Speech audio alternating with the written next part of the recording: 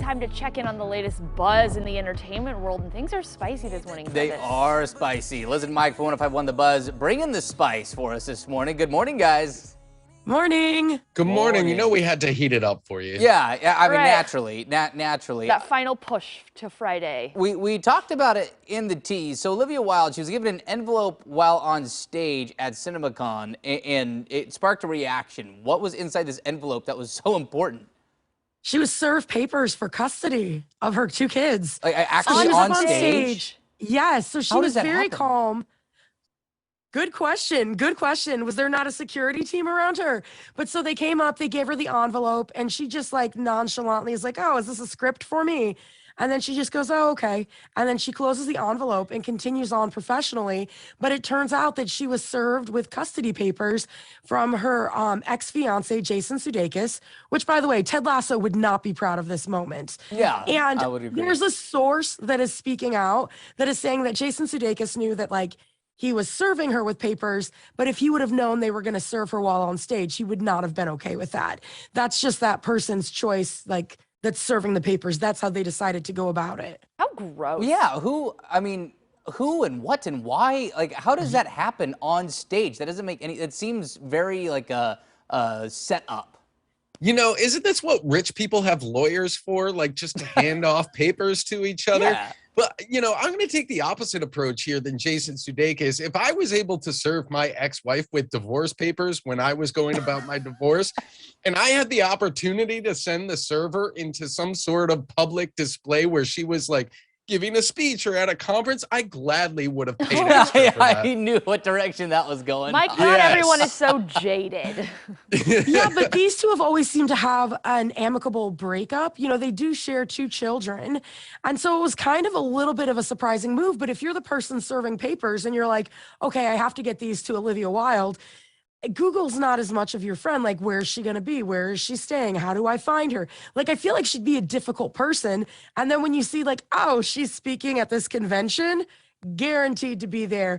But I wonder if he had to buy, or he or she, whoever served the papers, if they had to buy tickets to the convention and then get reimbursed by Jason Sudeikis. And throw that one. That one's on the company dime. I had to get her these papers. I'm That sorry, boss. was either their first day or their last day.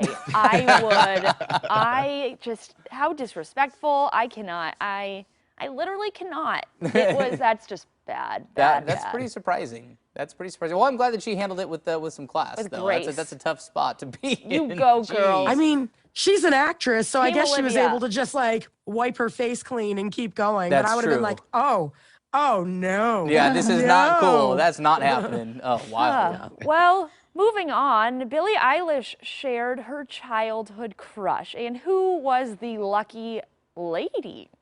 Sarah Michelle Gellar, Buffy the it. Vampire Slayer. She shared it in her Instagram story, and Sarah Michelle Gellar got really excited. So like she reshared it, and she's like, "Oh my gosh, I am dead." And so I thought it would have been Justin Bieber because there's this really famous picture of Billie Eilish when she was like 12 or 13, standing in her room surrounded by Justin Bieber posters. But it turns out that it was Buffy. I mean, she and the Biebs are friends now. I don't know if maybe he's like still her like sneaky crush, but, Yeah, but- Sarah Oh. Michelle Gellar is a great one. Yeah, I mean, who didn't have a crush on Sarah Michelle Gellar back in the late 90s, early 2000s? But the thing here is, like, Billie Eilish is only 20 years old. Like, she wasn't born until after That's Sarah true. Michelle Gellar's prime. So, you know, Justin Bieber's got to be second on that list because when I was in my 20s, I had Justin Bieber posters all over my room, too. Yeah, or she had to go back and like dial up some Buffy the Vampire Slayer on DVD to Well, like understand who. or who streaming she was. service. That's true. That's true. Yeah, you Listen, gotta. Sophia Bush is my celebrity crush, and I watched One Tree Hill years after it was off air. Well, there you so go. See, fair. so this theory stands. It's a good theory. Mine was Lance Bass, and I tried to learn to dance like him. And the day that he came out, everybody was like calling me, and they were like, "Did you see? Did you see?" And I was like, "Well, probably didn't have a chance anyway." So Now you really don't have a chance. Yeah. Oh man. Oh, that's good stuff. I do want to throw out there, yes, Buffy the Vampire Slayer, also Daphne from the classic Scooby-Doo films, big pieces of cinema of the early 2000s. I don't want that to be forgotten in Sarah Michelle Gellar's Yes. career. All right. Noted. All right. Noted. As it should be. As it should be. Travis coming in, correcting us all. Well, thank you both, of course, for joining us this morning and every morning. Bye, friends. All right, Take see you care. guys. Bye. You can listen to Liz and Mike every weekday morning on 105.1 The Buzz. And